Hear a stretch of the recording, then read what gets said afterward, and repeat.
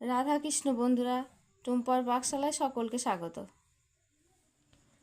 আমি এই গাজরগুলোকে মিহি করে ঘষে নিয়েছি। আপনারা চাইলে হাতে জিরে জিরে করে কেটেও নিতে পারেন। কিছু কাজু, কিছু কিশমিশ নিয়ে নিয়েছি। এবার আমি কড়াই চাপিয়ে দিয়েছি। কড়াইয়ের মধ্যে একটু ঘি, আপনারা পরিমাপ মতো ঘি দেবেন। তার মধ্যে একটু তেজপাতা, কাজু কিশমিশ দিয়ে একটু নেড়ে নেব।